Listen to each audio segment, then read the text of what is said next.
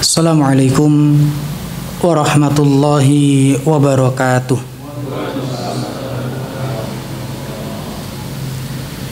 Innal hamdalillah nahmaduhu wa nasta'inuhu wa nastaghfiruh wa na'udzu billahi min syururi anfusina wa min sayyiati a'malina.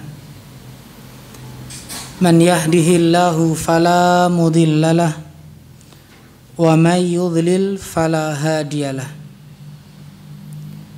Asyhadu an la ilaha illallah wahdahu la syarikalah wa asyhadu anna Muhammadan abduhu wa rasuluh. Ya ayyuhalladzina amanu taqullaha haqqa tuqatih wa la tamutunna illa wa antum muslimun. Fa inna asdaqal hadisi kitabullah wa khairal huda huda Muhammadin sallallahu alaihi wasallam wa syarral umuri muhdatsatuha fa inna kulla muhdatsatin fid dini bid'ah wa kulla bid'atin dhalalah wa kulla dhalalatin finnar. Kaum muslimin muslimat, para hadirin yang dimuliakan oleh Allah Subhanahu wa taala. Segala puja dan puji hanya milik Allah Subhanahu wa taala, Rabb semesta alam, yang telah mensyariatkan bagi hamba-hambanya berbagai amal kebaikan yang mendatangkan keberkahan, persaudaraan, dan kasih sayang. Tak lupa salawat serta salam pun semoga senantiasa tercurah kepada baginda Rasulullah sallallahu alaihi wasallam, pembawa risalah yang sempurna, yang menjadi teladan dalam akhlak yang mulia. Kaum muslimin muslimat yang berbahagia, alhamdulillah hari ini kita dipertemukan dalam majelis ilmu ini. Sungguh tidaklah sama antara mereka-mereka yang berilmu dan mereka-mereka yang tidak berilmu. Antara yang memiliki ilmu dan yang tidak, ada perbedaan di dalamnya. Baik dalam urusan dunia, wabil khusus urusan akhirat. Kenapa demikian? Bila kita sedikit menarik kembali, mengingat dalam urusan dunia saja, mereka-mereka yang punya ilmu, apapun agamanya, di dunia ini banyak orang-orang yang memuliakannya, menghormatinya. Ya, apapun itu agamanya. Bahkan dulu anak-anak sekolah, mereka diajari tuh siapa penemu lampu. Siapa? Loh, ngerti. Sedikit atau banyak orang-orang itu menghormati karena keilmuannya. Ya. Itu dalam urusan dunia. Jangankan manusia. Ya, jangankan manusia, bahkan kita sebut binatang saja, binatang yang dia memiliki sebuah kelebihan, diantaranya iso ngoceh. Nopo?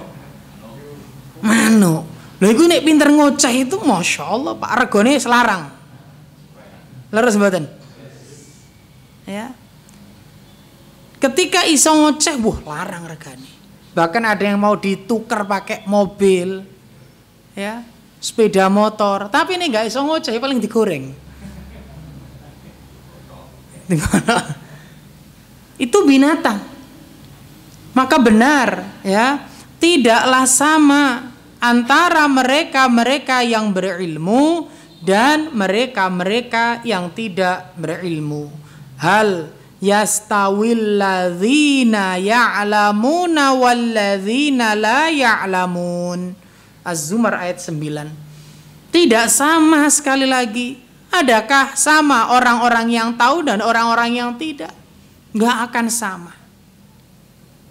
Bahkan di akhirat, orang-orang yang berilmu, Allah sebutkan dalam firman-Nya, yarfa'illahu alladzina amanu minkum walladzina utul ilma darajat. Allah tinggikan tuh kedudukannya. Allah muliakan mereka. Bahkan Bapak Ibu yang dimuliakan oleh Allah dan para hadirin semuanya, dalam menyikapi masalah, antara orang-orang yang berilmu dan tidak beda. Ngapunten, donya niku lak nggone masalah to. Jomblo masalah mboten? Ben gak berarti masalah terus entek masalahnya malah tambah. Sadurunge ngurusi awake dhewe bareng nikah ngurusi bojone.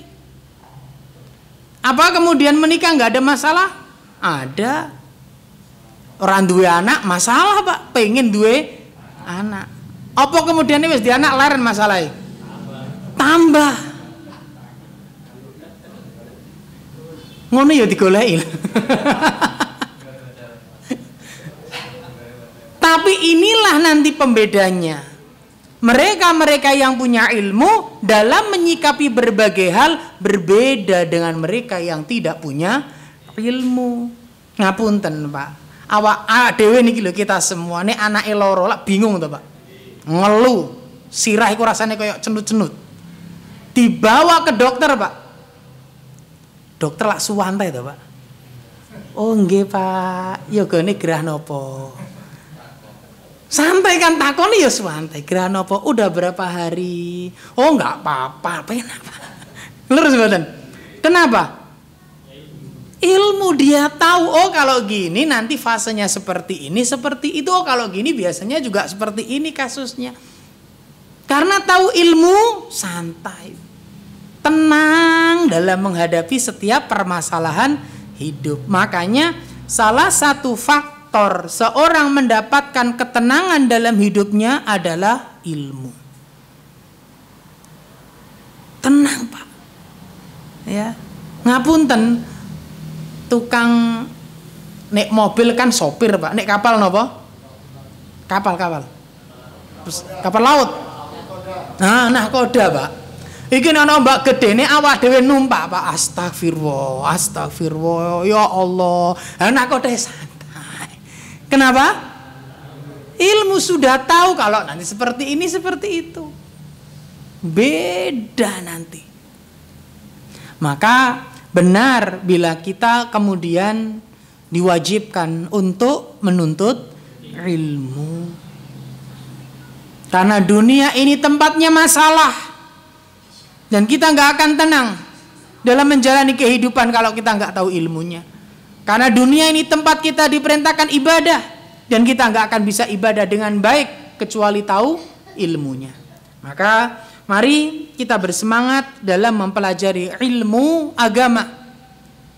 Ya, yang dengannya kita akan tahu kewajiban-kewajiban kita. Kita akan tahu mana yang hak dan mana yang batil. Bapak, Ibu yang dimuliakan oleh Allah Subhanahu wa taala, fa insyaallah di kesempatan siang hari ini atau menjelang siang hari ini kita akan membahas salah satu tema, di antaranya tentang apa?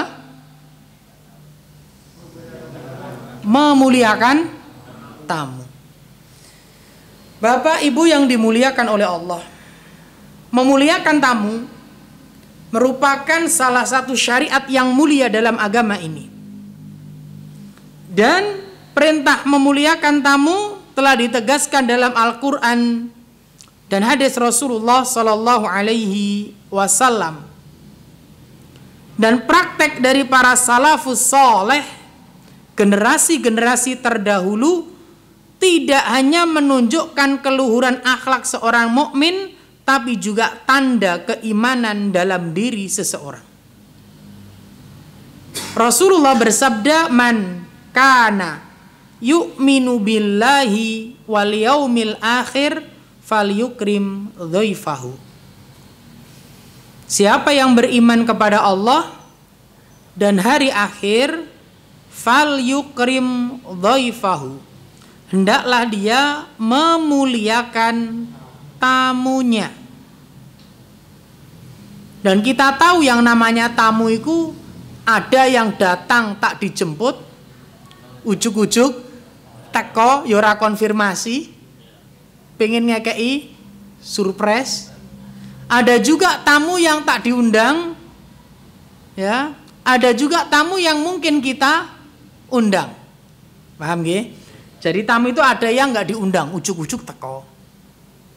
Ada yang memang karena kita undang. Ada yang memang tamu konfirmasi, ya kita nggak ngundang, tapi dia konfirmasi terlebih dahulu. Ya, wabil khusus Pak RT, ada Pak RT di sini. Pak RT lah sering ketamun tanpa konfirmasi, ujuk-ujuk datang, terus mboten. Nah, Pak RW, apalagi kepala desa, ya. Jadi tamu macam-macam. Dan tamu juga akhlaknya macam-macam.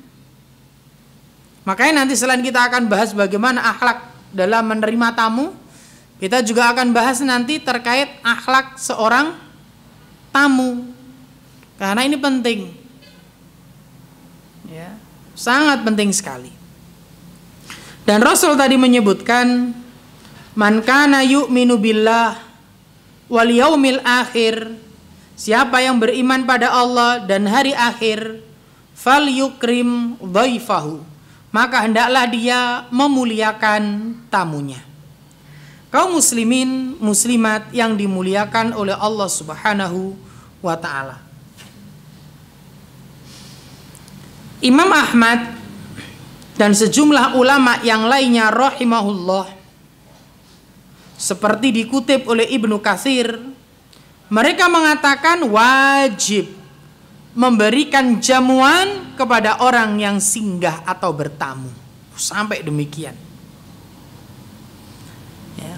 Saking besarnya hak tamu dalam tarhib bagi orang yang tidak mengindahkan tamunya, Rasul menyebutkan la khaira fi man la yudhif. Tidak ada kebaikan bagi orang yang tidak menjamu tamu. Ya, tidak ada kebaikan bagi orang yang tidak menjamu tamu. Bapak, Ibu yang dimuliakan oleh Allah. Pertama, bahwa menjamu tamu, yang namanya menjamu tamu merupakan sunnahnya Nabi Ibrahim alaihi salam.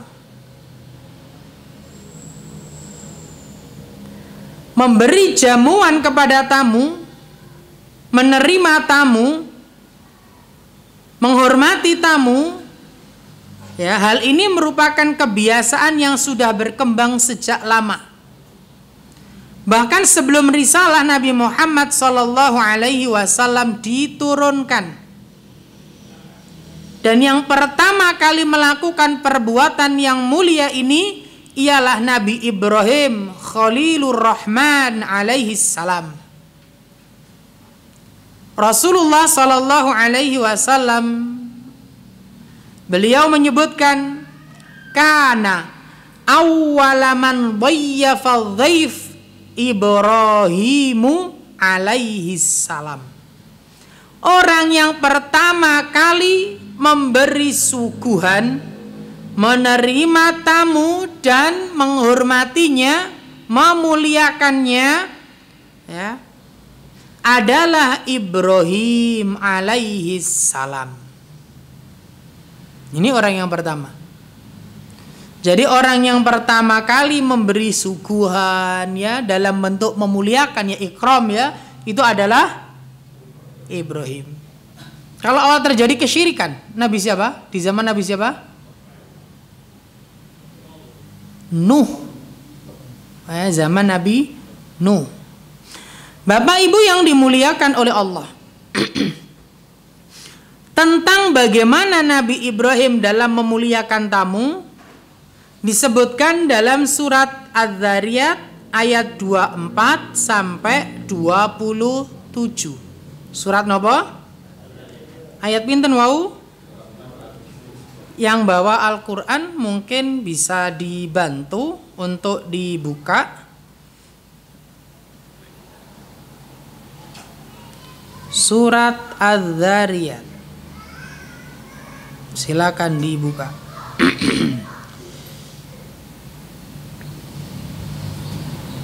Ayat berapa tadi? Silakan dibaca salah satu.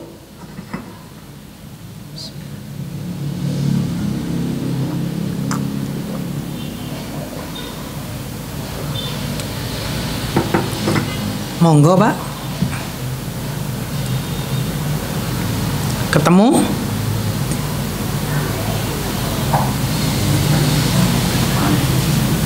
Nggih, terjemahannya mboten napa-napa, monggo.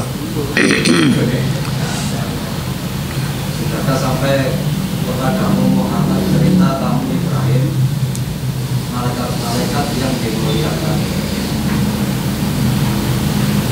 Terus sampai itu. Ketika mereka masuk ke tempatnya lalu mengucapkan salam. Ibrahim menjawab salamun salam. Mereka itu orang-orang yang belum dikenalnya.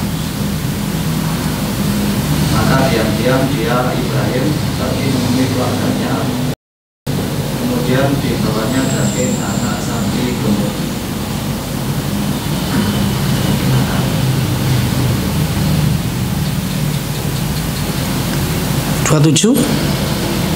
Lalu dihidangkannya kepada mereka, tetapi mereka tidak mau makan. Ibrahim berkata, mengapa tidak kamu makan? Cukup sampai situ saja.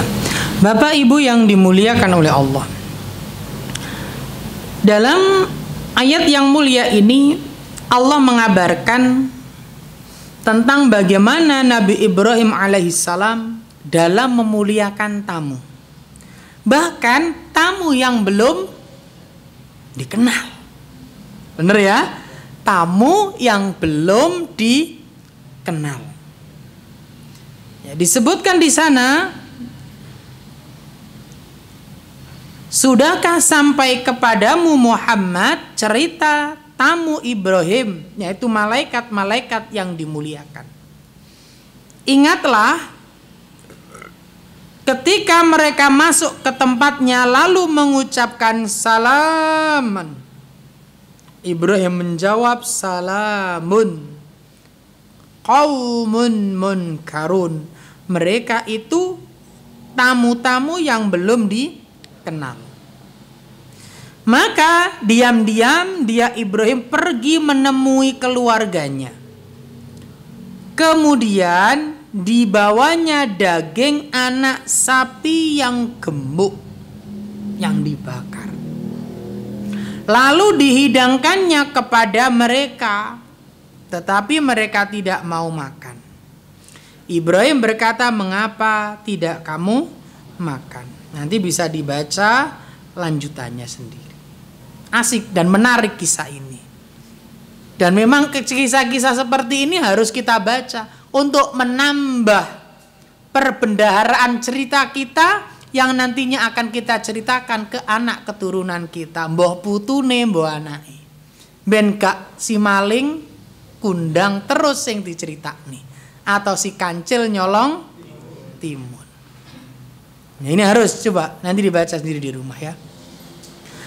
Setidaknya dalam kisah yang mulia ini, Syekh As-Sa'di rahimahullah beliau menyebutkan, sesungguhnya memberi jamuan kepada tamu atau dhiyafah termasuk sunnah tradisi Nabi Ibrahim alaihi salam,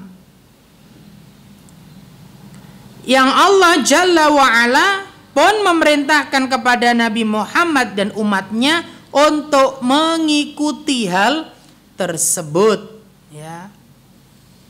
Jadi memang Nabi Muhammad diperintahkan untuk mengikuti sunnah Nabi Ibrahim ini Tsumma auhayna ilaika anittabi' millata Ibrahima hanifa wa ma kana minal musyrikin. Surat An-Nahl surat ke-16 ayat 123. Kemudian kami wahyukan kepadamu wahai Muhammad, ikutilah agama Ibrahim, ya, seorang yang hanif, dan dia bukanlah termasuk orang-orang yang mempersekutukan Allah. Ini Ibrahim, ikuti, ya. Jadi benar-benar Ibrahim itu memuliakan tamu luar biasa. Dan ini akan nanti jadi sebuah pelajaran bagi kita bagaimana cara memuliakan tamu. Bapak Ibu yang dimuliakan oleh Allah Subhanahu wa taala. Bagaimana cara memuliakan tamu yang datang ke rumah kita? Yang pertama,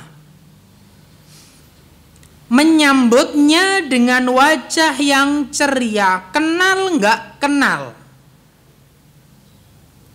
Sebagaimana Ibrahim juga apa tadi? Bahkan tidak mengenal tamunya. Ngapunten Bapak Ibu yang dimuliakan oleh Allah, terkadang kita itu memasang wajah-wajah nekuk ketika ketemu orang yang mungkin tidak kita kenal, atau mungkin sekedar kenal tapi tidak akrab. Ngertos nggih Pak, wajah sing nekuk Pak? Ya.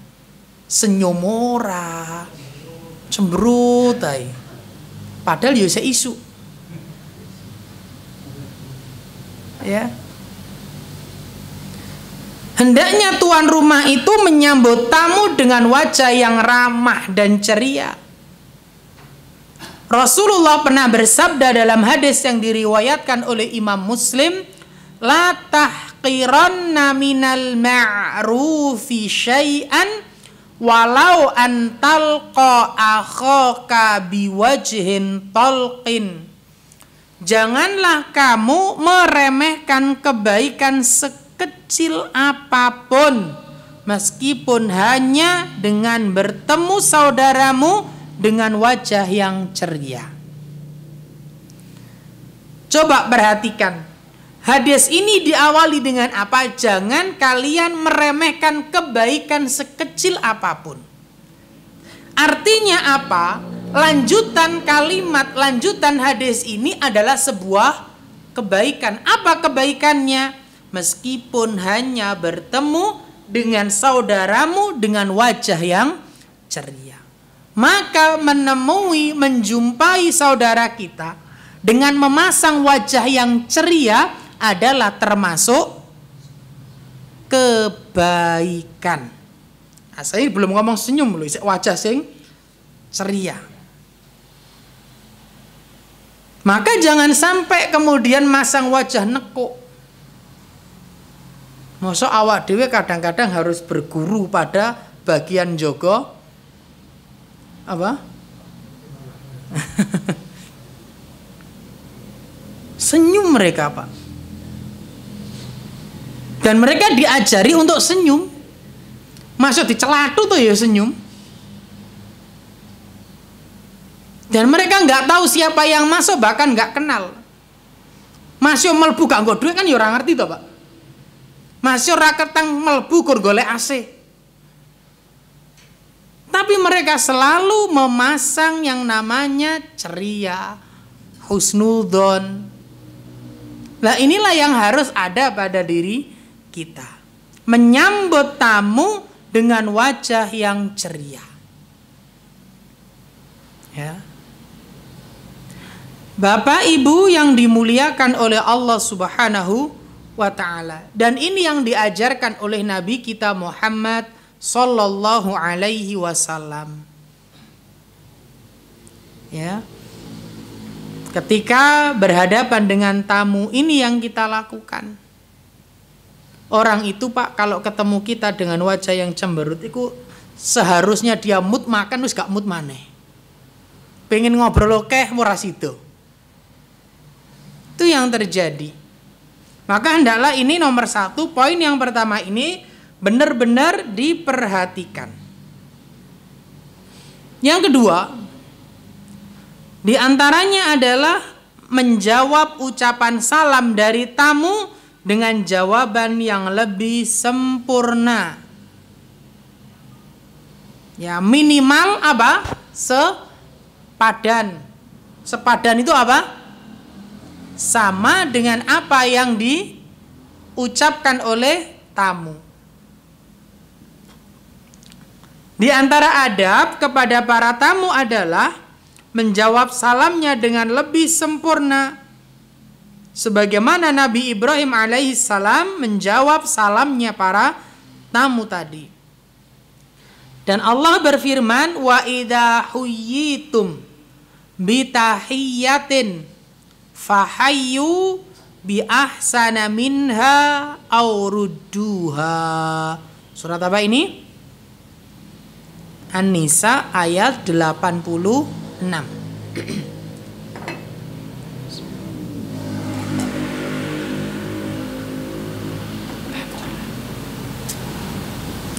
Perhatikan ayat ini.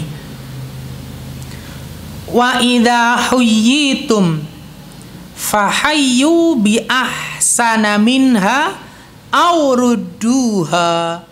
Apabila kamu diberi sebuah penghormatan dengan suatu penghormatan, maka balaslah penghormatan itu dengan yang lebih baik, atau minimal balaslah penghormatan itu dengan yang serupa. Ya.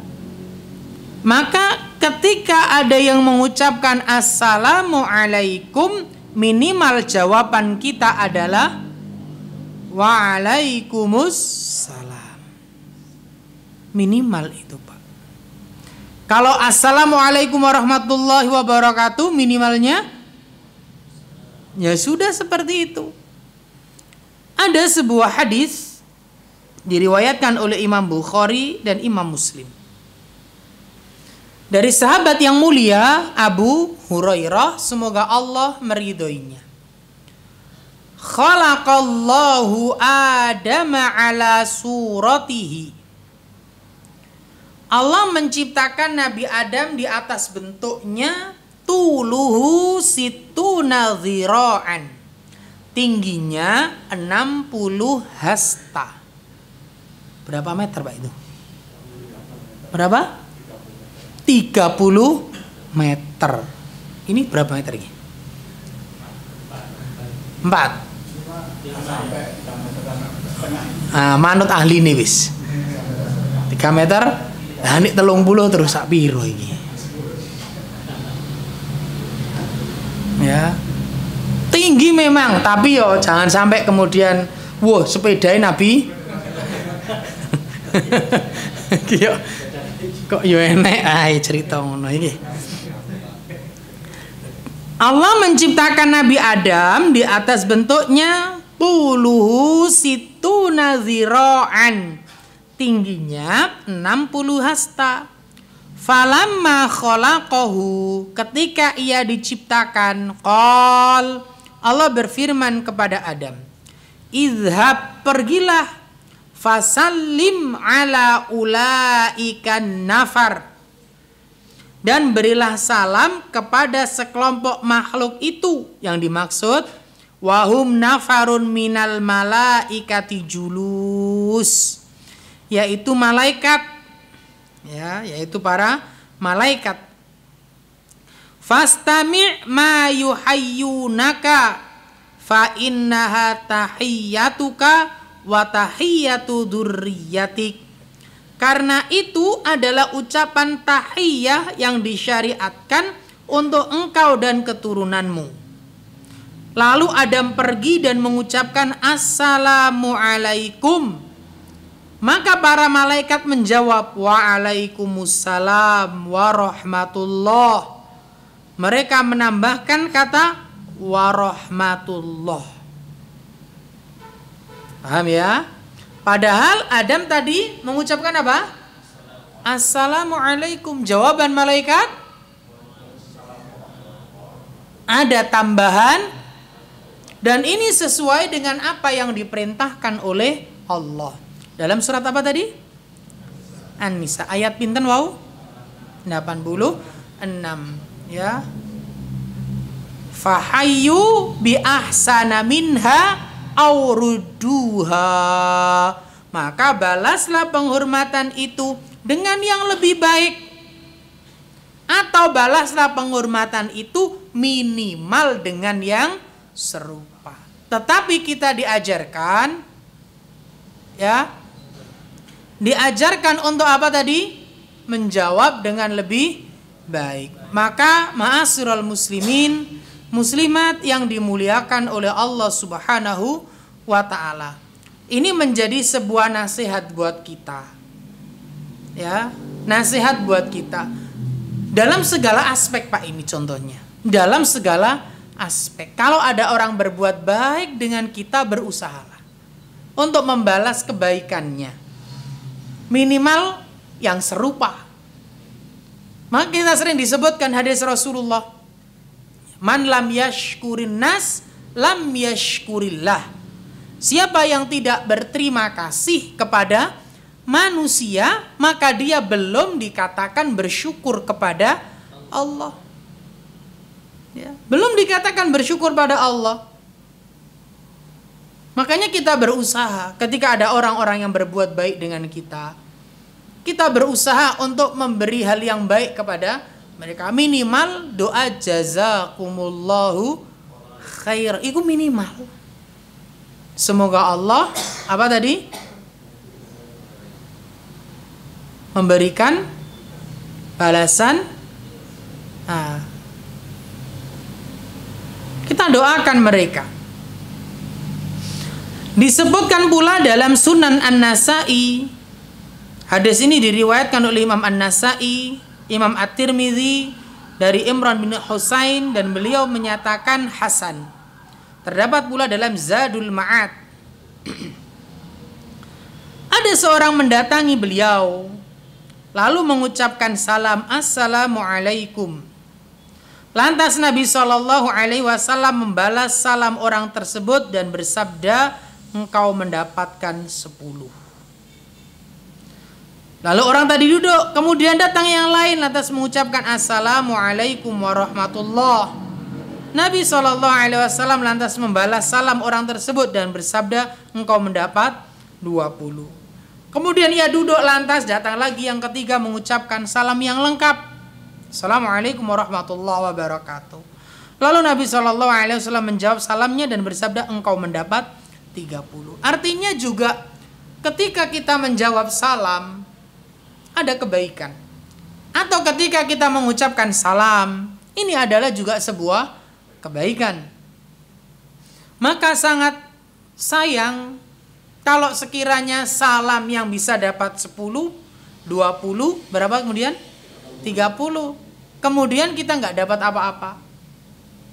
Ya, sebagaimana sebagian orang yang cukup dengan askum, ya, atau ASS, WR, WB, ya.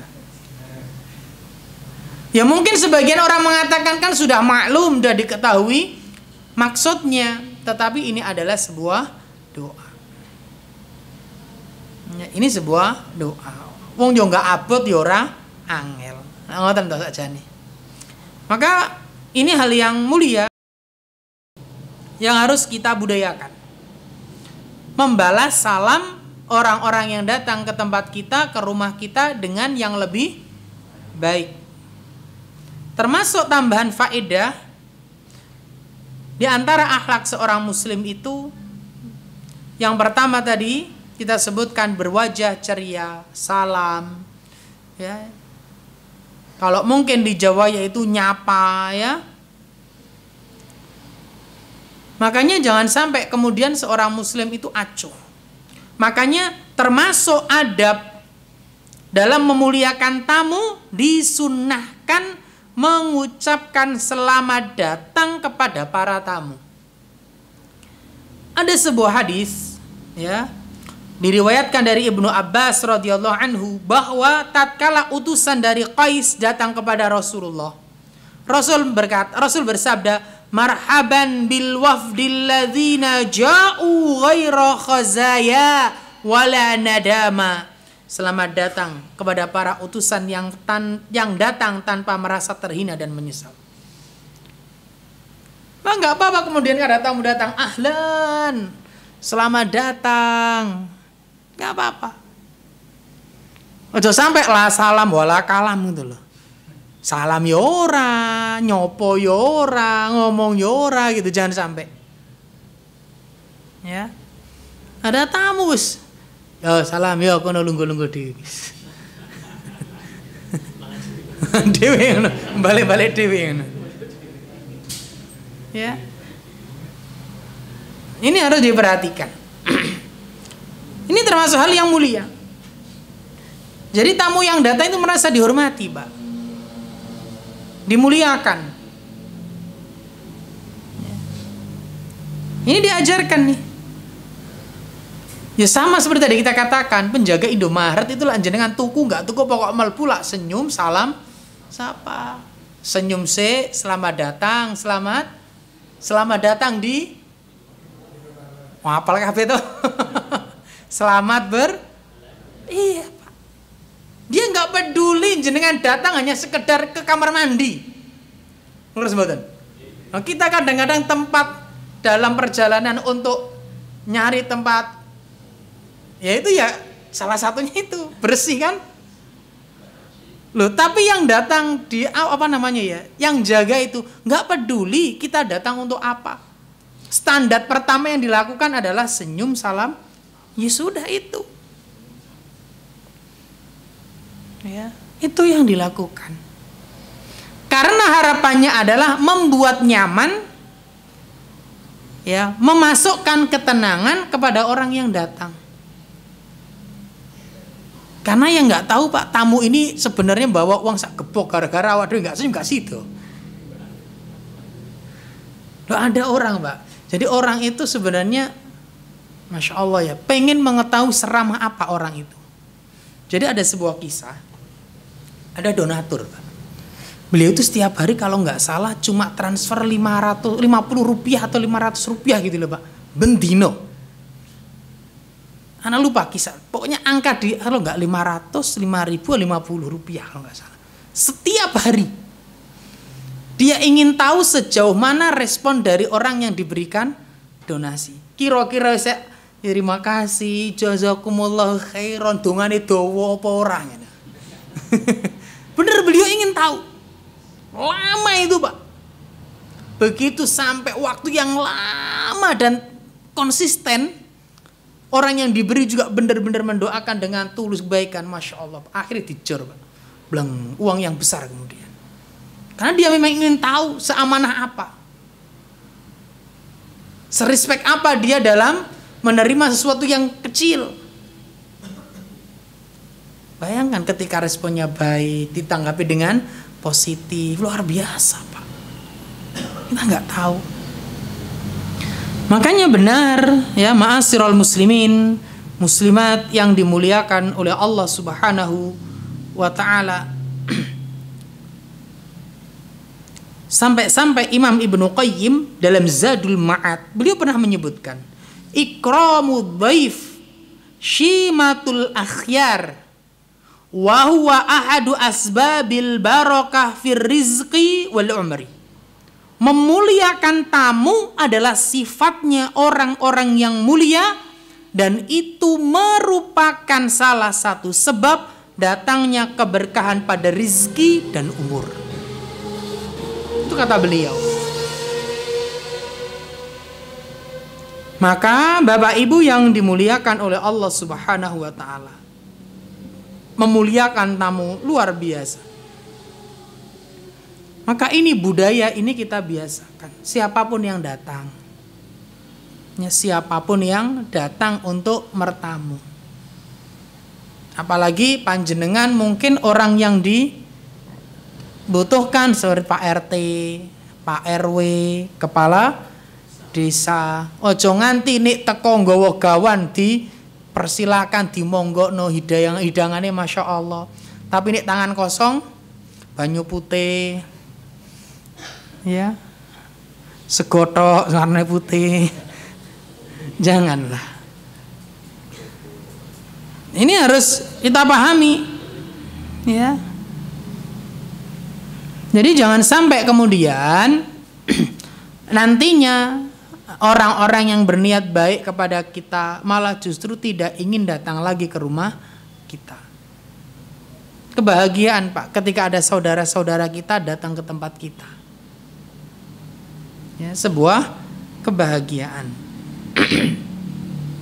Ma'asyiral muslimin, muslimat yang dimuliakan oleh Allah Subhanahu wa taala.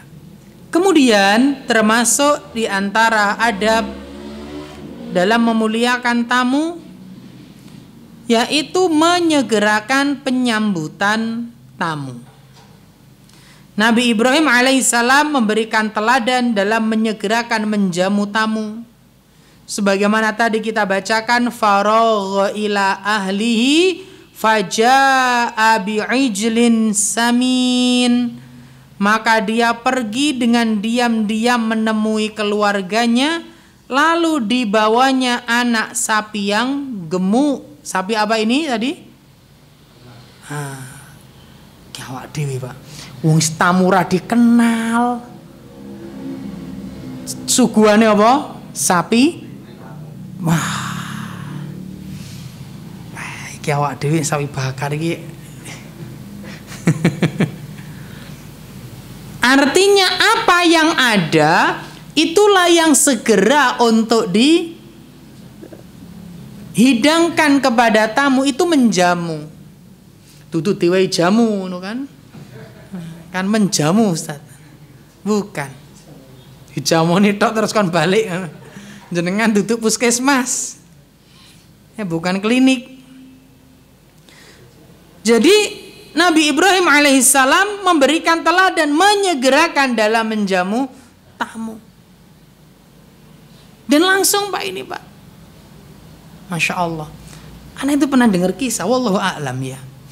Jadi ada orang yang waktu Ramadan ini Pak, Ramadan, benar-benar Ramadan. Ada pemuda tuh yang di luar yang mau berbuka Pak, berbuka. Ditanya sama orang warga itu, Pak, puasa, muslim, puasa, ayo buka di rumah. Buka di rumah, diambilkan Pak nasi dan ikan Pak. Ambil dia, 3 kalau nggak salah itu disiapkan semua. Ya, begitu disiapkan sudah ada masuk waktu buka ya makan. Ternyata ada keluarga di belakang yang inguk-inguk Pak. Tahu inguk-inguk Pak nggih? Nginceng. Sambil ngomong. Mangan opo? Ternyata si tamu itu mendengar kalau yang dia makan ini sebenarnya adalah jatah untuk keluarganya. Jatah untuk keluarga yang di rumah ini calon yang dipangan nih Pak. Tapi karena ada tamu dihidangkan semua Pak. Insya Allah.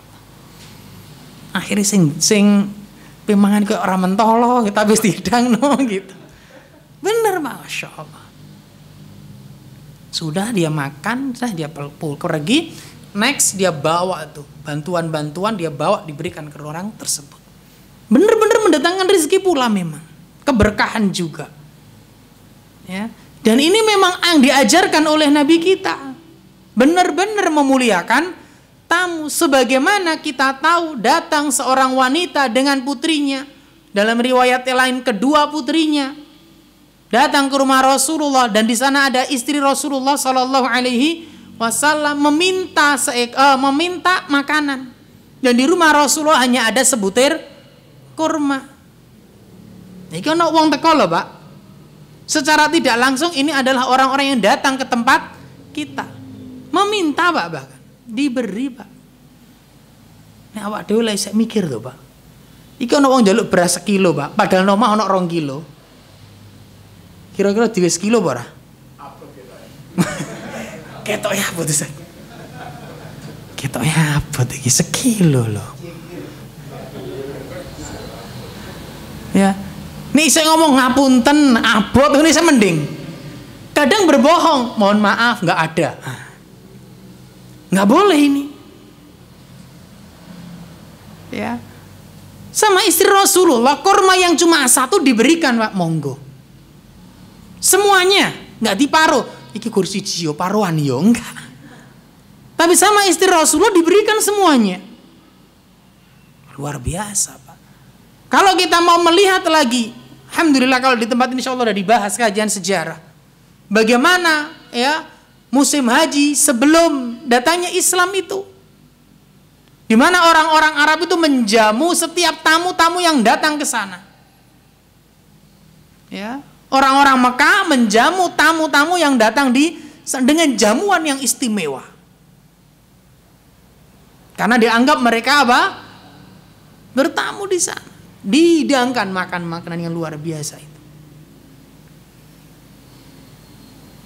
Maka ini juga nasihat buat kita. Ya. Nasihat buat kita semuanya menyegerakan penyambutan tamu. Dan inilah Masya Allah ya, keluarga Nabi Ibrahim adalah keluarga yang taat, yang soleh.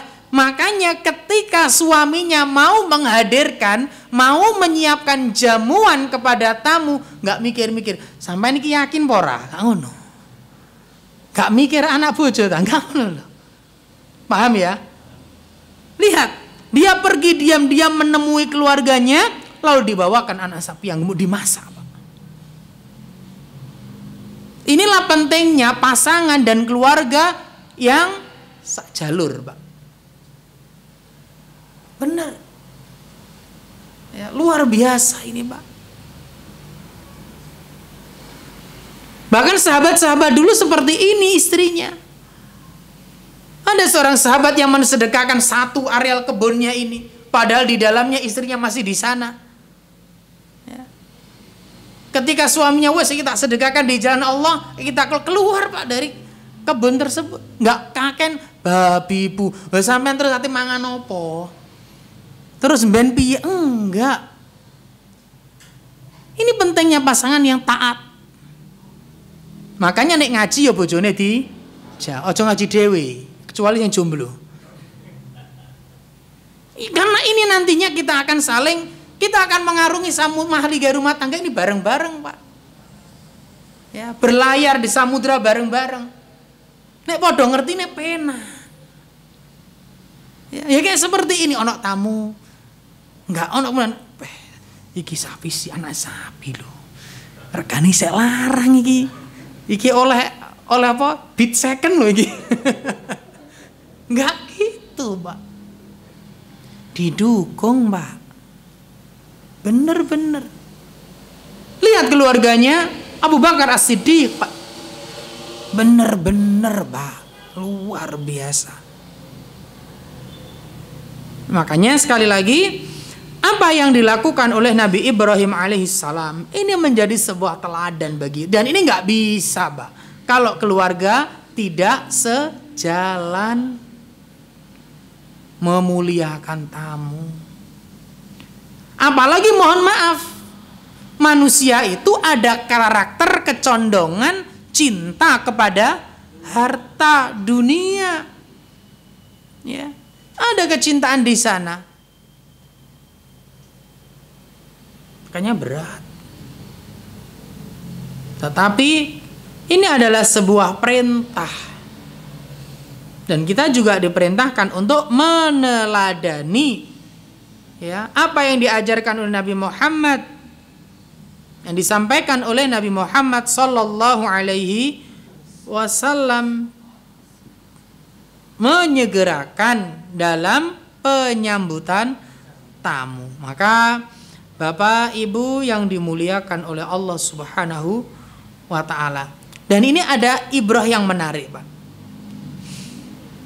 Nabi Ibrahim alaihissalam, beliau nggak nakoni sih, Pak, purnopo gitu. Terus nggih, apa yang dilakukan Nabi Ibrahim? Dia temui keluarganya. Ya, dia temui keluarganya, disiapkan. Ya, dia siapkan bener-bener. Makanya juga sebisa mungkin dan memang penting, sebagaimana yang kita pelajari, kita tahu karakter wilayah itu penting, Pak. Sehingga nantinya kita tidak, apa istilahnya ya, Kayak Nabi Ibrahim ini dia tahu, Pak. Ya. Oh, orang daerah sini itu hidangannya ini, bla bla bla bla. Meskipun nantinya ini akan lebih baik daripada kemudian ya nggak apa-apa, soalnya dimakan nggak dimakan kan nggak apa-apa. Tapi seandainya itu bisa dimakan dan orang itu seneng kan lebih, masya Allah kan gitu. Kayaknya kita setidaknya kalau kita di Singosari, oh biasanya wong Singosari ku opo ya? Oh ini dan itu. Kalau orang Singosari ku disuguhi duit abang biru ku gelem ora ya gitu. Seumpamane loh gitu. Ya. Ini dan oh kebiasaan orang Singosari itu ini. Oh kebiasaan ini seperti ini. Nanti enak, Pak. Maka kita juga harus penting. Makanya ketika kita tinggal di mana itu harus tahu seperti apa karakter masyarakatnya. Dan ini juga salah satu bentuk dakwah kita juga nantinya. Kita akan mudah diterima oleh orang kalau kita paham. Ya, karena apa? Terus tiang Jawa niku ya seje desa mawa coro, itu diantaranya. Kayak saya ini di Malang Selatan itu ada mas Pak, namanya Tiwul. Selatan nih Pak, saestu. Di Tuban itu gak enek Pak. Di daerah saya gak enek. Saestu. Di daerah saya itu gak ada namanya Tiwul itu. Saya ngomong, wis toh, aku kita kon enak Tiwul ku nek ndi gitu. Karena mau nggak mau kan kita di sana sering ketemu akhirnya Pak. Enak tat. Pomene karo asin tat ngono. Iya. Karena nggak ada.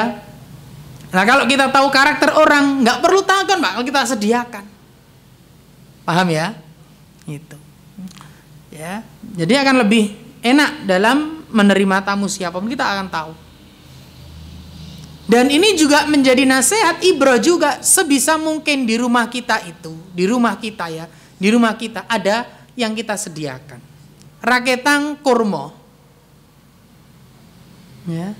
Raketang kurma. Ya nek banyu putih ya insyaallah lah. Banyu putih insyaallah. Penting kita taruh di meja kita ya. Untuk sewaktu-waktu kalau ada tamu yang ini dalam rangka apa? Memuliakan tamu-tamu kita. Ojo disuguhi anggur nih, anggur nih, ora enek papane. Tapi ya kalau memang nggak ada apa-apa ya mau gimana lagi. Makanya menyediakan stok bahan makanan di rumah, sehingga tidak perlu keluar jauh-jauh. Ada tuh, ya nek jenengan pengen gampang ya ngingon wedhus ning omah. Nek ono tamu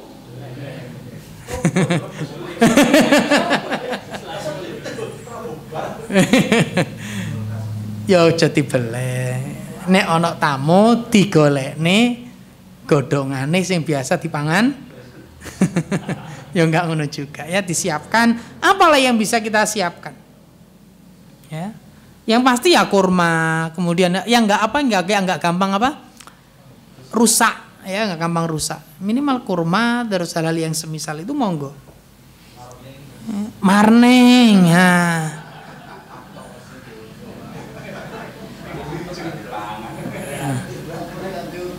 Ya jenengan sejakno marning terus jagung deplokan. Napa namine niku, Pak? Ah, nggih niku. Sing awet-awet enggak apa-apa. Artinya sekali lagi ini untuk memuliakan tamu, Pak. Ya.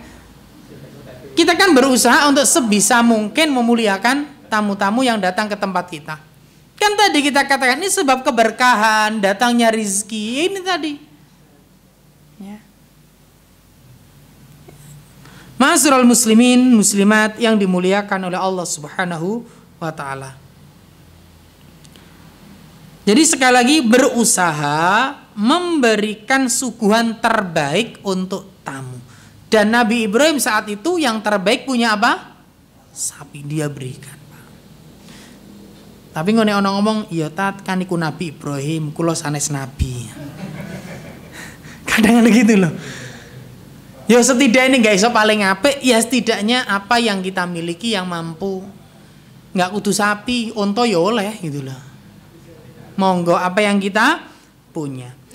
Kemudian Bapak Ibu yang dimuliakan oleh Allah Subhanahu wa taala. Nabi Ibrahim alaihissalam ketika para ulama menyebutkan bahwa Nabi Ibrahim itu mendekatkan jamuan kepada para tamu, yaitu meletakkan jamuan makanan di hadapan mereka. Ya, tidak menaruh di tempat yang berjarak dan terpisah, hingga harus meminta para tamu untuk mendekati tempat tersebut. Kalau ada nggak apa-apa langsung dibawa ke tempat tamu itu duduk. Biasanya di ruang tamu ya. Ayo dibawa aja nggak apa-apa. Ya, kita bawakan. Dan kita sendiri yang melayani, Pak. Sebagaimana Nabi Ibrahim sendiri yang melayani tamunya sebisa mungkin. Ya. Nabi Ibrahim melayani tamu-tamunya sendiri. Tidak meminta bantuan orang lain, apalagi meminta tamu untuk membantunya. Kewang ngono jumuk iki yo. Jumuk-jumuk dhewe pangan-pangan enggak pas. Kita muliakan tamu kita. Ya. Dan ma'asyiral muslimin yang dimuliakan oleh Allah, kita juga berusaha bertutur kata sopan dan lembut ketika menyuguhkan makanan. Ya. Bertutur kata yang lembut. Termasuk Bapak Ibu yang dimuliakan oleh Allah Subhanahu wa taala. Ya. Gunakan kalimat-kalimat yang baik. Ya, gunakan kalimat-kalimat yang baik. Karena kadang orang itu tersinggung lewat ucapan. Ya. Ketika mau makan mari.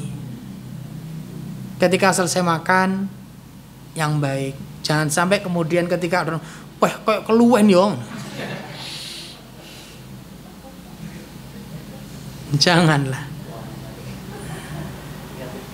Ya. Pun ditelasnya sedaya mawon. Ya. Ma'asyiral muslimin, muslimat yang dimuliakan oleh Allah Subhanahu wa taala. Ini diantaranya ya. Jadi sekali lagi menyegerakan penyambutan tamu dan memberikan hidangan yang terbaik. Kalau bisa kita sendiri yang melayani ya, dan usahakan dekatkanlah hidangan ini kepada mereka. Ya, dekatkan hidangan itu. Kalau biasa di ruang tamu, makanya ruang tamu mejane kok aja dibeki karo kembang. Kan ada kan, Pak, ruang tamu di sini kembang, Pak. Allah Akbar. Ya apa ya kenangan kembang gitu loh. Itu loh. Mohon maaf ini. Yang lebih baik tamu itu tetap dijamu di ruang tamu. Ingat, rumah kita adalah aurat. Rumah kita maksudnya aurat itu penutup bagi aurat kita, pakaian kita gitu loh. Maka jangan sampai kemudian, mohon maaf ya, terlalu di ruang tamu aja. Ahsannya gitu. Ini menasihatkan. Makanya kalau bisa yang mau buat rumah, tolong ada sekat antara ruang keluarga dan ruang tamu. Enggak los-losan. Wah, ini estetik Ustadz. Ya. Desain rumah yang paling estetik, paling indah adalah ketika rumahmu bisa jadi pakaian penutup aurat bagi keluargamu. Pakaian itu rumah yang paling desainnya paling estetik. Karena tujuan rumah ya itu kan. Bukan hanya sekedar faktor keindahan. Tapi mampukah rumah kita menjadi penutup ya dari aurat kita, dari orang-orang yang datang di ruang tamu tersebut. Ya, kadang-kadang mohon maaf, anak kita, mungkin istri kita di belakang ya, yang namanya di rumah ya. Tapi kalau ada sekat kan insya Allah lebih aman. Jadi ada sekat yang menutupi ruang tamu dan ruang keluarga atau ruang belakang. Ada sebagian rumah itu memang terpisah, Pak. Jadi yang depan itu untuk tamu semuanya. Kemudian ada pintu lagi masuk ke belakang. Dan pintunya dibuat miring, enggak. Pintu itu langsung lurus ke belakang, enggak. Ya. Harapannya apa? Ya emang itu. Keluarganya di belakang bisa aktivitas. Nggih ngapunten kadang-kadang nggih. Kula niku nate karena rumah itu, ini rumah samping ada garasi. Garasi itu lebih yang sering kita buka kalau di rumah. Kadang-kadang tukang paket tuh juk-juk mlebu garasi, Pak. Nlunyur. Ya. Saya itu pernah negur. Mas, pintunya di luar ya? berhenti cukup di pintu gitu kan. Ya memang harus disampaikan gitu. Kalau enggak kadang-kadang dianggap los gitu kan. Ya harus diingatkan, kalau antum tuh ingatkan nggak apa-apa demi kemaslahatan. Ya. Kadang-kadang juga mohon maaf, bapak, ibu, kadang bapak-bapak yang punya temen biasa melunyurai. Ini juga nggak bener ini. Karena di rumah itu mungkin yang namanya rumah sendiri kan, istri kita, ya, anak kita mungkin. Kadang di belakang belum pakai jilbab dan lain sebagainya. Makanya kalau bisa, saya katakan desain rumah yang paling estetik, yang paling baik adalah ketika rumah itu mampu menjadi pakaian bagi keluarga kita, nutup auratnya. Nggak langsung los tembus sampai belakang, enggak. Sebisa mungkin demikian. Ya. Karena penting masalah ini. Biar kita juga nggak canggung. Kalau tamu itu kan enak kan nanti di situ. Kalau depannya terpisah itu enak nantinya. Termasuk rumah-rumah yang ada kamar tamunya. Kan ada kan? Kamar khusus untuk tamu. Yang bagus terpisah, Pak. Saya pernah nginep di salah satu rumah jamaah. Itu terpisah ya, Pak. Jadi ini ada rumah beliau, ini rumah, depan itu rumah beliau. Ya, kemudian dikasih akses jalan masuk samping. Ya, kemudian belakang ada khusus untuk rumah untuk apa? Untuk tamu-tamu itu di belakang. Terpisah memang. Kalau gitu kan enak. Tamu juga nggak pakai tuan rumah juga. Aja kalau rumah itu sebisa mungkin kalau emang ada kamar tamunya ya diusahakan. Ya. Sedemikian rupa. Bapak Ibu yang dimuliakan oleh Allah Subhanahu wa taala. Kemudian berikutnya di antara bentuk memuliakan tamu adalah tidak membeda-bedakan tamu yang datang. Jadi tuan rumah itu tidak boleh membeda-bedakan tamu berdasarkan status sosial dan ekonominya. Ya, nggak boleh. Oh, iki sugih, iki gak pati sugih. Nggak boleh kemudian dibeda-bedakan. Kata Imam Al-Ghazali, ya beliau pernah menyebutkan memuliakan tamu adalah dengan memperlakukannya setara tanpa mandang duniawinya, kata beliau. Adapun dalam urusan agama memang kita disuruh memuliakan ya guru-guru kita, ya, paham ya? Adapun urusan duniawi, inna akramakum indallahi atqakum. Adapun urusan dunia sama di sisi Allah Subhanahu wa taala. Tidak ada itu menjadi sebuah patokan standar. Tapi kebanyakan di masyarakat ya seperti itu, Pak. Apalagi dia pejabat, Masya Allah. Hajatan itu loh, Pak, kalau kita orang biasa teko iku kon galek nggon-nggon dhewe, monggo wis galek ono nggon dhewe. Tapi kalau orang-orang penting, Masya Allah, Pak, itu dituntun sampai nggon lungguh loh, Pak. Terus mboten dituntun sampai nggon lungguh wis. Ya. Ya itu. Tamu yang dibeda-beda, sedulur is monggo-monggo. Itu yang harus kita lakukan. Jangan strata sosial, ya, ekonomi, sosial dan lain sebagainya jadikan sebuah itu. Jangan beda-bedakan tamu kita. Ya, justru ma'asyiral muslimin yang dimuliakan oleh Allah Subhanahu wa taala. Yang kami lihat justru orang-orang yang tidak mampu itu ketika bertamu lebih apa ya? Neriman, Pak. Ya, lebih neriman dan Masya Allah luar biasa. Luar biasa, Pak. Maka sebisa mungkin ini yang kita lakukan, ya. Dan ma'asyiral muslimin, muslimat yang dimuliakan oleh Allah Subhanahu wa taala. Kemudian berikutnya adalah memberikan tempat yang layak. Memberikan tempat yang layak. Artinya gini, kadang kan wonten tamu sing ajenge nginep. Leres mboten? Maka dalam sebuah hadis yang diriwayatkan oleh Imam Bukhari, "Idza ata ahadakum akhahu fayuqrihi fa in aqama indahu fawqa salasin fahuwa shadaqah. Apabila seseorang di antara kalian kedatangan saudaranya, hendaklah ia memuliakannya. Jika ia tinggal lebih dari 3 hari, maka itu adalah sedekah dari tuan rumah. Lah, memuliakan tamu ini termasuk juga memberikan tempat yang layak. Tentunya sesuai dengan budget dan kemampuan kita. Makanya sebenarnya juga kayak kamar tamu sebenarnya penting nggak penting ya perlu sebenarnya. Mungkin ada saudara kita, kerabat kita dan lain sebagainya, maka ya di sana. Mau kerabat kalau datang ke rumah kita ya statusnya tempat, berikan tempat yang layak. Ya, tempat yang nggak harus mewah. Kalau bisa ada kamar mandi di dalam, itu saran. Kenapa kok harus ada kamar mandi di dalam? Kamar mandi kita adalah privasi keluarga kita. Sebenarnya. Ngapunten nggih, kamar mandi kita sebenarnya juga adalah sebuah privasi keluarga kita. Kalau mungkin nanti ada rezeki ya, mudah-mudahan Allah lancarkan rezeki panjenengan semuanya. Seandainya buat rumah, kalau ada kamar tamu, usahakan kamar mandinya di dalam. Seandainya, ini ono rezeki loh Pak. Loh aku ngekos taat, ya wis.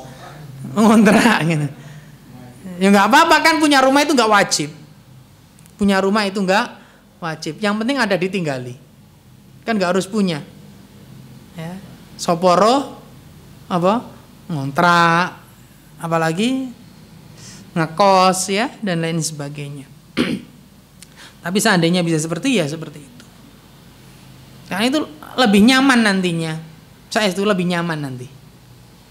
Enak nantinya.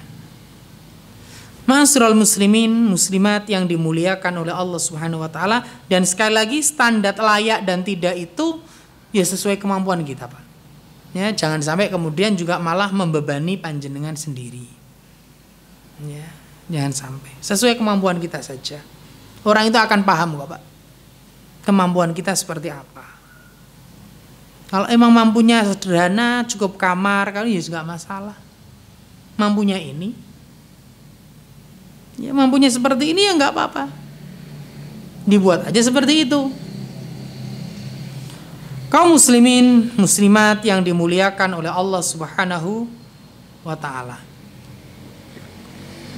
Kemudian juga hal yang penting dalam memuliakan tamu ya,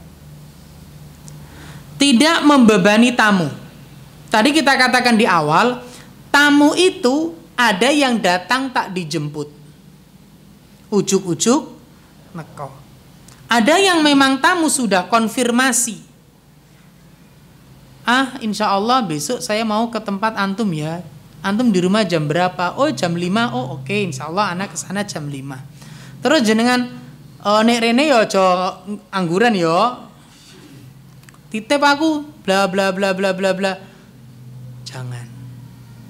Jangan bebani tamu dengan hal-hal yang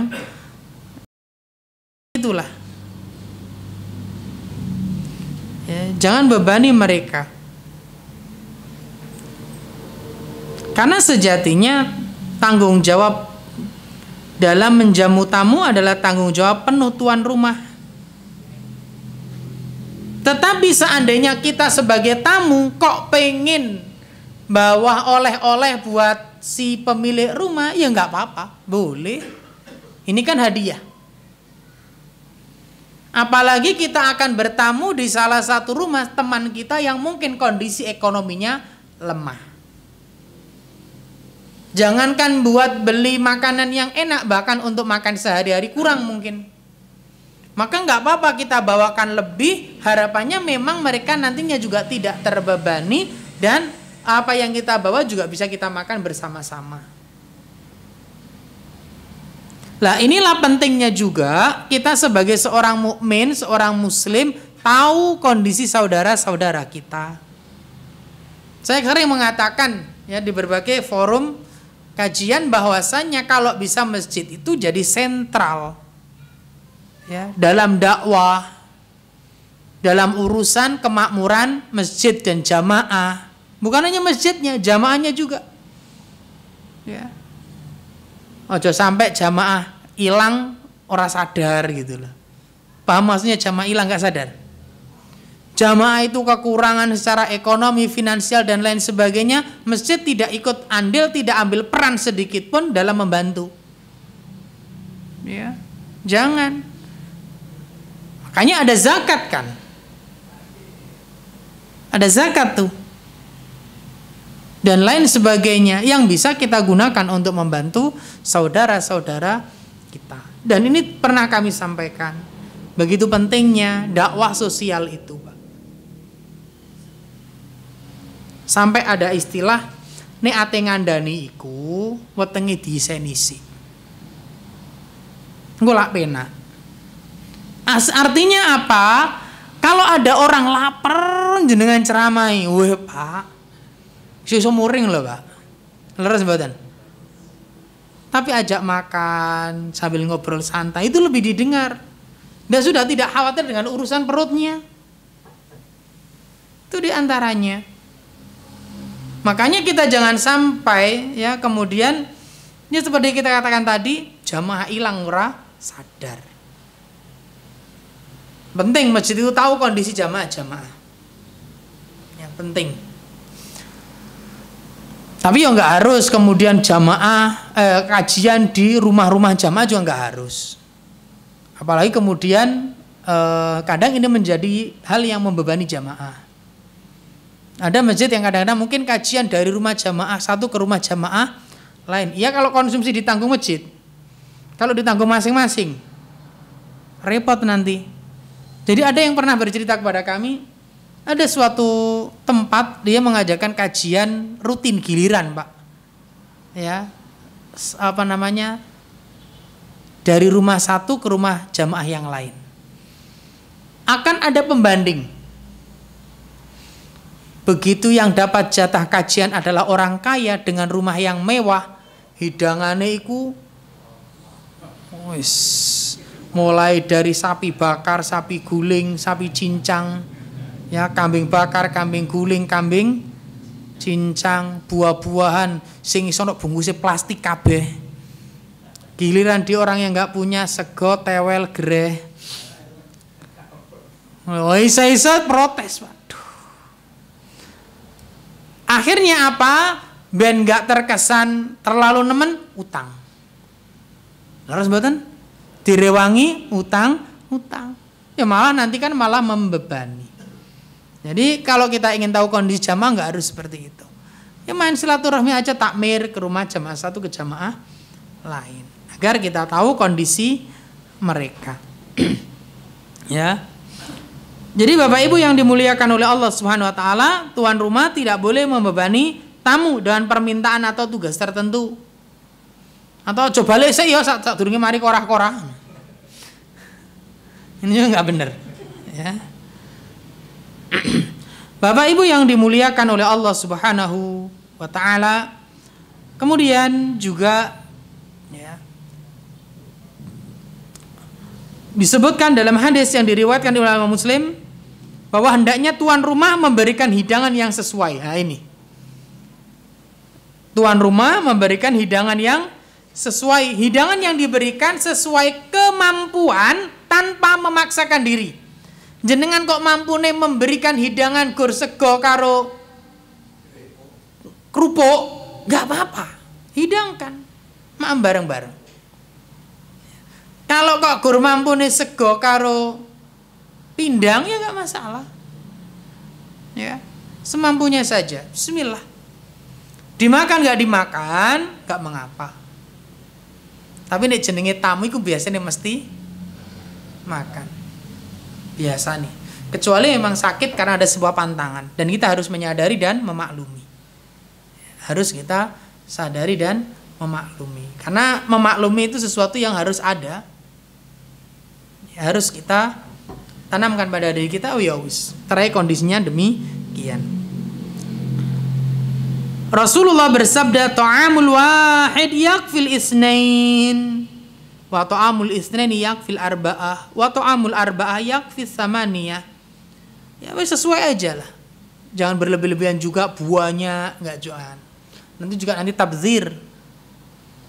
Nek terlalu oke kadang-kadang malah nggak kepangan kabeh.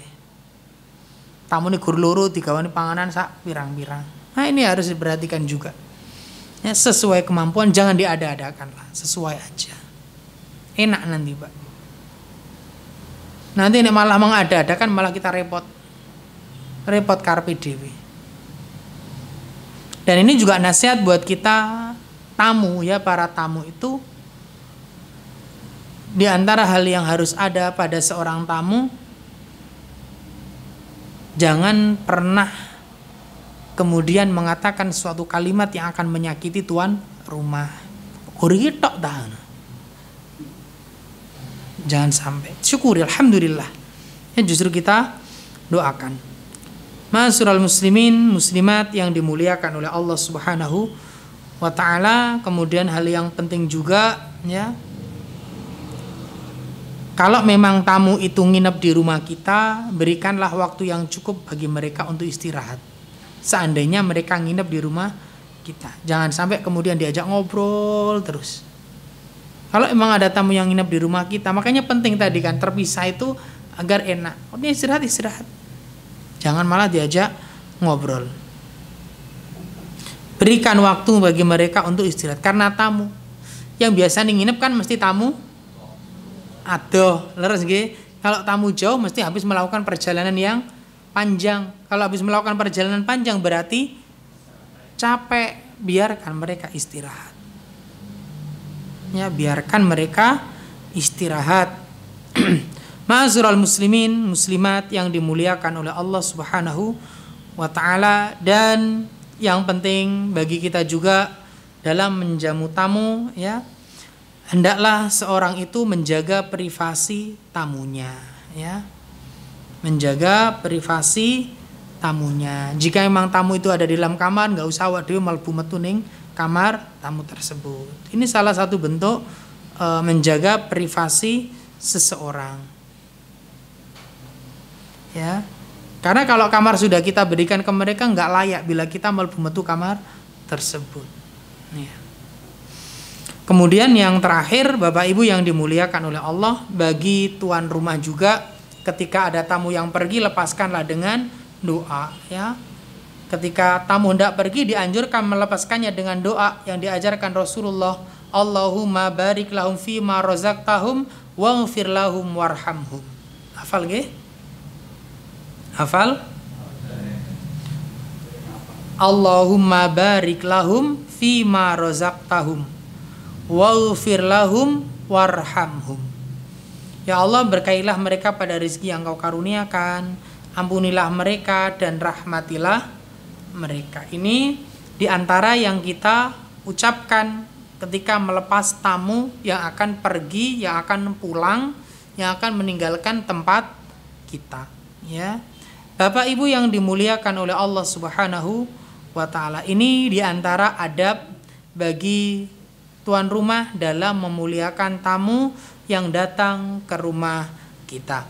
Ma'asyiral muslimin, muslimat yang dimuliakan oleh Allah Subhanahu wa taala, mungkin ini yang dapat kami sampaikan. Mungkin ada pertanyaan satu atau dua, kami persilahkan.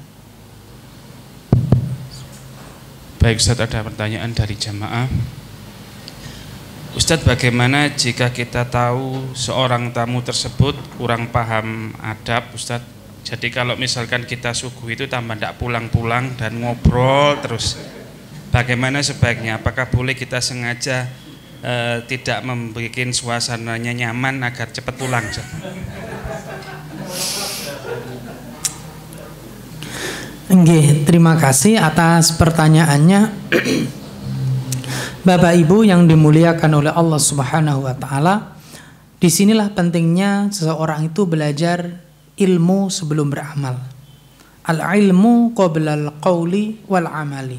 Sebelum orang itu bertamu, dia harus belajar bagaimana adab bertamu. Ini pentingnya. Dan ini yang diajarkan, yang diperintahkan oleh Nabi kita Muhammad sallallahu alaihi wasallam, berilmu dulu. Dan inilah yang para generasi-generasi dahulu sampaikan juga. Berilmu sebelum beramal. Sebelum kita berkunjung ke rumah saudara kita, setidaknya kita tahu apa adab yang harus kita lakukan dalam bertamu. Ya. Di antaranya apa adab dalam bertamu? Tidak bertamu di waktu-waktu yang dilarang. Di antaranya pagi buta, tengah siang. Kenapa tengah siang nggak boleh? Waktu itu istirahat. Malam tenanan nggak boleh. Wayahe wong istirahat persiapan tahajud. Ya, jangan. Bertamulah di waktu-waktu yang diperintahkan. Dan kemudian juga ketika bertamu, bagaimana kalau orang itu nggak sadar, nggak balik-balik, malah guayang. Bapak Ibu yang dimuliakan oleh Allah, nggak mengapa kemudian panjenengan sampaikan aja. Salah satu penyakit yang sering membuat kita itu malah rasan-rasan adalah penyakit pakewo. Jenengan pakewo nggak ngomong gur dibatin tok, ya sepurane tamune iki duduk dukun. Lebih baik kita sampaikan terus terang, akhirnya orang itu pulang daripada kita membuat mereka tidak nyaman, yang akhirnya mereka beranggapan orang ini nggak memuliakan kita. Tutup poin saja. Saya juga gitu kalau ada tamu, Ustadz ngapunten jam sekian mau ke rumah. Waduh mohon maaf jam sekian saya ada kajian. Ya nggak apa-apa monggo ke rumah, tapi nanti jam sekian saya ada jadwal taklim. Kami sampaikan terus terang. Bukan nggak memuliakan tamu, karena memang sudah ada schedule sejak awal.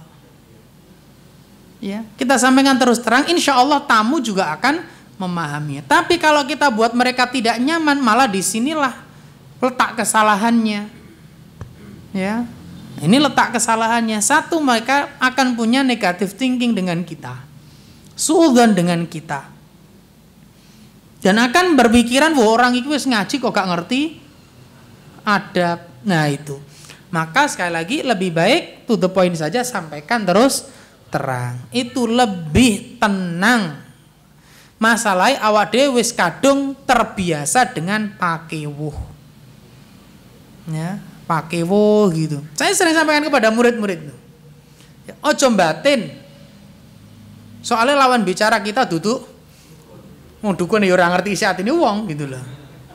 Leres nggih? Nah itu ojo batin. Kita itu bukan aliran kebatinan yang ngerti atine wong gitu, enggak. Sampaikan saja apa yang diinginkan, gitu aja. Ya, dan kita sebagai tamu juga ojo gelo. Ya, makanya keduanya harus belajar. Penting ini. Belajar bagaimana memuliakan tamu dan kita belajar bagaimana bertamu. Dulu pernah saya sampaikan salah satu ada bertamu, mohon maaf, meripatnya nggak boleh jelalatan. Kiwo, tangan, kono. Dan kepo dengan sesuatu yang dilihat. Iku sopo? Iku fotone sopo? Sampai niatin nomai interogasi apa mertamu? Mohon maaf bagi para tamu ya. Ini harus diperhatikan. Makanya penting. Sebelum bertamu pahami ilmunya. Wallahu taala a'lam. Ada banyak pertanyaan Ustaz. Sudah nggak ada pertanyaan? Oh banyak. Bismillah. Pertanyaan berikutnya Ustaz, bolehkah kita ketika ada tamu yang mau mampir ke rumah itu WA, kita tanya keperluannya apa dulu? Karena kadang kalau jawabannya ada perlu gitu mau berhutang Ustaz.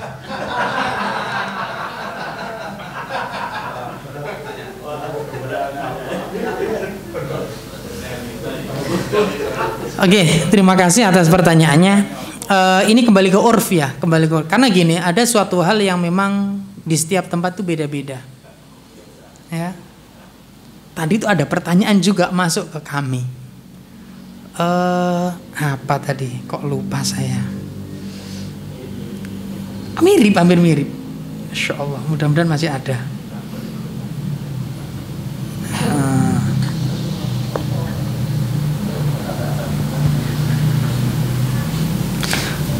Penanya gini, Ustadz, ini ada orang datang ke rumah, entah jenguk orang sakit atau apa gitu kan. Contoh ada orang sakit, terus ngasih apa biasanya? Bukan oleh-oleh, uang ya, kan di desa ada kan gitu.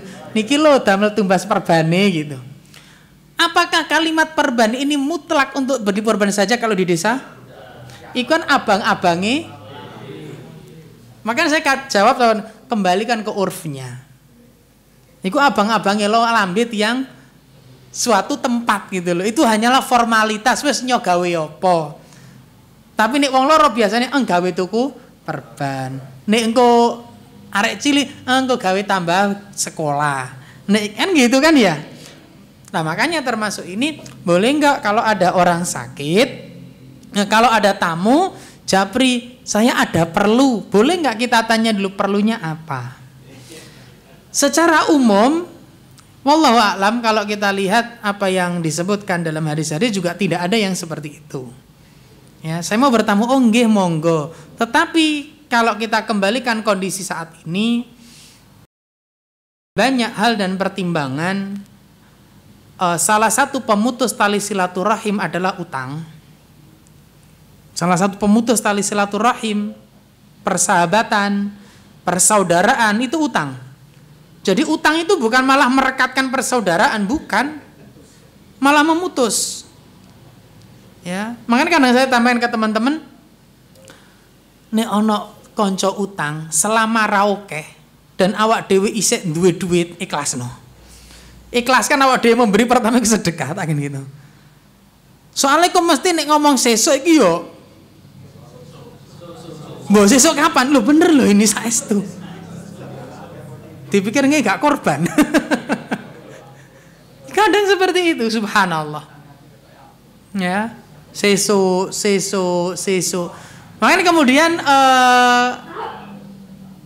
ketika ada orang pinjem gitu kan, ya saya mikir-mikir. Makanya kemudian boleh nggak kita tanya ada keperluan apa? Nggak apa-apa, tanya aja. Ya, nggak apa-apa, tanya saja. Karena juga kadang-kadang ada orang tuh random banget. Datang ke rumah nggak ono urusan popo, ya cuma pengen apa ya? Emang nggak ada urusan apa-apa. Ya, kalau emang ada keperluan, dan ini lo pentingnya kejujuran, pentingnya to the point, sampaikan saja. Saya itu ada kisah, salah satu guru kami bercerita, jadi salah satu di Madinah sana, di UIM kalau nggak salah atau di mana guru kami bercerita. Kebiasaan orang Jawa itu nek ditawan lah monggo ngoten nggih. Monggo dahar gitu kan. Nek awak dhewe wong Jawa kan, oh nggih matur suwun, leres mboten. Iki tawane lah abang-abang lambe to jane. Ini beda tempat, Pak, beda negara. Dia nawari, mari dipangan Pak entek. Gak komanan. Ya enggak salah wong soal ditawari. Nah sini denger sing duwe. Makanya nggak apa-apa, to the point, sampaikan saja. Itu lebih enak. Oh ada apa? Oh ini oh monggo. Karena memang sudah pernah terjadi. Kalau secara umum belum pernah seperti itu ya nggak perlu ditanya. Tapi kalau ada orang yang kebiasaannya memang utangnya nggak apa-apa kemudian kita tanya. Tapi secara umum nggak usah lah. Kecuali memang ada orang-orang yang memang sudah dapat stabilo ijo. Ya, orang-orang yang mesti gali lubang tutup sumur. Kesana kemari memang tujuannya datang nyari pinjaman. Seperti itu insya Allah. Pertanyaan berikutnya, kami mengajari anak kami ketika sedang di rumah sendiri agar tidak membukakan pintu untuk tamu jika orang tersebut adalah orang yang tidak dikenal. Sebagaimana orang tua kami juga mengajarkan demikian sebagai antisipasi terhadap hal-hal yang tidak diinginkan. Benarkah ini Ustadz? Nggih, bolehkah kita tidak membuka pintu kepada orang-orang yang tidak kita kenal? Boleh.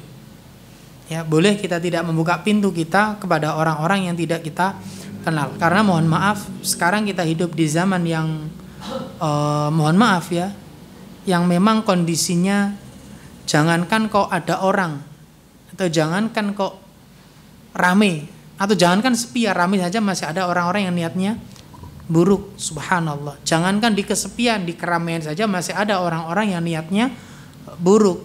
Maka tidak mengapa kemudian seseorang itu kemudian tidak menerima tamu, apalagi memang di situ adalah seorang wanita sendirian bersama anaknya yang masih kecil. Apalagi juga ini pesan suami. maka tentunya tidak mengapa bila kemudian dia tidak membukakan pintu kepada tamu yang memang tidak dia kenal, sebagai dalam rangka antisipasi. Ya nggak apa-apa kemudian ditanya sedulu, mohon maaf Bapak ada urusan dengan siapa? Itu di zaman sekarang ya, ada urusan dengan siapa, ada apa? Oh ingin ketemu dengan Bapak, oh Bapak tidak ada, mungkin ada yang bisa sampaikan dan lain sebagainya. Karena kita nggak boleh memasukkan apalagi laki-laki ke dalam rumah kita, kan gitu ya.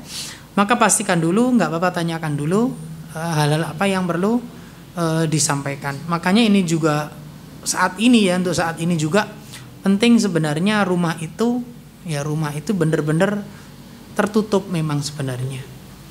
Karena banyak orang-orang yang saat ini nggak tahu etika, ya nggak tahu etika. Kadang-kadang ujuk-ujuk masuk pintu. Bahkan beberapa waktu lalu kan ada peristiwa di mana seorang itu, mohon maaf sekali ngapunten, ada orang itu ujuk-ujuk masuk rumah seseorang kemudian melakukan tindakan yang negatif. Ujuk-ujuk masuk ini. Ya seperti itu. Bukan zamannya yang edan, bukan, sebagian orang-orangnya saja yang memang gitu. Banyaknya hal-hal yang negatif. Ya banyak sekali hal-hal negatif. Makanya juga perlunya juga antisipasi, ya. Itu diantaranya. Tidak mengapa kemudian seandainya memang kita tidak menerima, tidak membukakan pintu dengan orang-orang yang tidak dikenal, mengingat zaman sekarang kondisinya demikian dan ekstrim, benar-benar parah untuk saat ini. Wallahu taala alam. Masih ada 2 pertanyaan Ustaz, apakah diizinkan? Gak apa-apa, bismillah. Jika ada tamu datang ke rumah tuan rumah menyajikan hidangan sajian, sedangkan tuan rumah sedang berpuasa, apakah tuan rumah ikut menikmati hidangan, apakah tetap melanjutkan puasa? Oke, terima kasih atas pertanyaannya. Wallahu ta'ala alam, memuliakan tamu itu hukumnya apa tadi? Puasa sunnah hukumnya? Sunnah, wallahu ta'ala alam. Kalau memang dirasa dengan kita melanjutkan puasa itu tidak mengapa, ya nggak apa-apa. Tapi kalau Anda sendiri, kalau memang benar-benar sudah ada tamu yang mau datang, apalagi sudah konfirmasi, kalau memang sunnah, tinggal. Ya, tinggal. Karena kalau nggak mau biasanya kalau tamu-tamu yang sudah konfirmasi biasanya adalah teman-teman dekat kita, keluarga kita, ya, yang ingin juga kita lama bertemu, ingin kita muliakan juga. Salah satu bentuk memuliakan juga menemani mereka. Ya kecuali memang tamu ujuk-ujuk datang sore juga, kondisinya sudah menjelang berbuka maghrib, ya kita lanjutkan puasa kita, nggak masalah. Tapi kalau memang bisa tamunya sudah konfirmasi dan lain sebagainya, ya kita tidak perlu sementara off dulu. Kita ingin memuliakan tamu-tamu, kita seneng kalau kita makan mereka makan. Tamu ya pakai woh loh Pak. Saya itu tamu itu akan pakai woh untuk makan ketika apa? Tuan rumah tidak makan. Jangan-jangan ini diracun aku. Jangan kemana? Ya. Itu hendaknya ya. Insyaallah demikian. Pertanyaan terakhir Ustadz, tapi kurang sesuai tema. Mohon nasihat Ustadz untuk seseorang yang kalau sudah tidak suka pada seseorang, apapun yang dilakukan orang itu selalu salah di matanya. Oke, terima kasih atas pertanyaannya. Ma'asyiral muslimin, muslimat yang dimuliakan oleh Allah Subhanahu wa taala. Di antara hal yang penting bahwasanya apapun yang kita lakukan di mata orang-orang yang benci, maka tetap mereka tidak suka. Dan di hadapan orang yang sangat dekat dengan kita, cinta dengan kita, yang cintanya tidak dilandasi karena Allah, pun apapun yang kita lakukan maka semua benar. Ya, semua yang kita lakukan benar. Bahkan sekali Rasulullah Shallallahu Alaihi Wasallam yang dulu beliau itu kita sebutkan, kita katakan orang-orang yang maksum dari sebuah kesalahan. Rasul itu dijaga oleh Allah Subhanahu wa ta'ala. Rasul itu dilindungi oleh Allah Subhanahu wa ta'ala. Bahkan dalam sejarah dicatat, disebutkan Nabi itu dilindungi dan dijaga oleh Allah dari hal-hal yang buruk sejak kecil. Nggak ada celah. Para ulama menyebutkan nggak ada celah bagi orang-orang kafir Quraisy, ya, untuk mencela Nabi Muhammad tentang masa lalunya. Nggak ada. Kecuali ada dua hal yang Nabi Muhammad pernah mau tapi ditegur langsung, diingatkan langsung oleh Allah Subhanahu wa ta'ala. Tidak ada celah. Nabi Musa saja ada celah dulu, dan itu menjadi bahan olok-olokannya Fir'aun. Apa yang dilakukan Nabi Musa? Sebelum diutus sebagai seorang rasul, seorang nabi, membunuh. Paham ya? Itu jadi olok-olokan oleh Fir'aun. Tapi Nabi Muhammad nggak ada tuh, celah sedikit pun nggak ada. Tetapi karena nggak seneng, yo digawe, Pak. Ya, padahal sebelumnya kan seandainya aku mengatakan di bukit di lembah sana, ya, ada pasukan yang akan menyerang, pasukan berkuda, kayak kali ini percaya? Iya. Tapi begitu Nabi Muhammad mengajak kepada kebenaran, wes kadzab, pendusta, penyair gila, dan lain sebagainya. Kalimat-kalimat ini dilontarkan. Kenapa? Nggak senang. Ya, nggak senang. Maka sudah selayaknya ketika seseorang di kondisi yang demikian, bersabar. Doakan mereka. Ya, doakan mereka. Kita nggak bisa membuat seluruh orang itu satu kata dengan kita, senang dengan kita, nggak mungkin. Ya itu kembangin dunia, Pak. Ben awak dhewe iso ngrasakne seneng, ya ono sing gak seneng. Tapi kalau kita tahu ilmunya tadi di awal kita sebutkan, ya, enak dalam menghadapi. Santai. Ada sebuah kalimat bijak. Saya pernah dapat omongan ini dari mbah-mbah, sesepuh beliau. Pontat tunggak orang arah kalah karo gagak. Tunggak ora kalah karo gagak. Tegese dos pundi niku, artinya apa? Tunggak mbok wong ngomong apa meneng mawon jenengan pun, mbok wong ngomong etan ngulon ngalun jenengan diam. Akan ada fasenya mereka akan diam. Karena memang suatu hal tidak semua harus kita komentari. Kadang cukup diesemi. Ya. Nek bahasane tiyang sakniki wis to, sampean semua sampai kabeh wong ngira jenengan nggak tahu duwe sedih. Dan memang nggak layak kan kita menampakkan kemelasan kita di hadapan orang-orang agar orang berbelas kasihan pada kita. Enggak.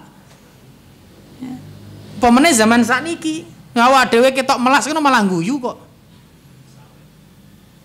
Ya, malah berbahagia. Sampai ono istilah deritamu adalah bahagiaku gitu. Dan bahagiamu adalah sedihku gitu. Makanya ini, ketika ada orang-orang seperti itu, santai aja. Nek nuruti omongannya menungso nggak nontei. Ya. Orang yang benci dengan kita, Pak, subhanallah. Jenengan nggak tahu metu, iku dirasani. Wong kok nggak tahu metu. Muamalai piye? Oke. Metulah. Wong kok metu. Belajar agamane piye? Oke, melbu metu. Duh. Wong kok kayak pesawat kitiran munyerai. Lho niku menungso, Pak. Orang ora nontai. Makanya dalam melakukan sebuah ketaatan landasannya adalah Al-Qur'an dan hadis. Sudah berjalanlah di rel ini. Makanya dalam doa kita, dalam sholat kita, ihdinas sirotol, tunjukilah padaku jalan yang lurus. Jalannya para sahabat itu bagaimana? Nah itu yang kita coba meniti jalan tersebut. Makanya kita ngaji, ya itu faktornya. Kita berusaha semaksimal mungkin, ya. Al-muhim yang pasti bersabarlah dengan ucapan manusia. Kalamunas layantahi. Jenenge omongane manusia orang arah ono entek. Sing sabar, doakan ya. Ya, didoakan saja dan bersabarlah. Insya Allah mudah-mudahan ini ajang kita panen pahala. Wallahu taala a'lam bissawab. Cukup nggih? Insya Allah akan kita lanjutkan pada pertemuan yang akan datang, pertemuan berikutnya. Mudah-mudahan Allah Subhanahu wa taala ya senantiasa memberkahi pertemuan kita, dan mudah-mudahan ma'asyiral muslimin kita dimudahkan oleh Allah Subhanahu wa taala. Dan terkait adab menjamu tamu ini mudah-mudahan bermanfaat, termasuk tadi pertanyaan-pertanyaan ya. Wis awak dhewe ana wong dugi tamu, awak dhewe kok trayo poso, nek memang tamu iku enggak seneng nek awak dhewe gak ngancani maam ya enggak apa-apa dibatalne. Dan ini juga yang disampaikan oleh Syekh Utsaimin juga ya. Termasuk tadi yang terakhir ya, omongane menungso wis donya iki ngoten niku nggih. Sabar. Mudah-mudahan Allah berikan kesabaran pada kita semuanya, dan mudah-mudahan kita diberikan kesehatan dan keberkahan umur oleh Allah Subhanahu wa taala. Wa akhiru da'wana alhamdulillahirabbil alamin. Kita tutup dengan doa kafaratul majelis. Asyhadu an la ilaha illa anta astaghfiruka wa atubu ilaik. Alhamdulillahirabbil alamin. Assalamualaikum warahmatullahi wabarakatuh.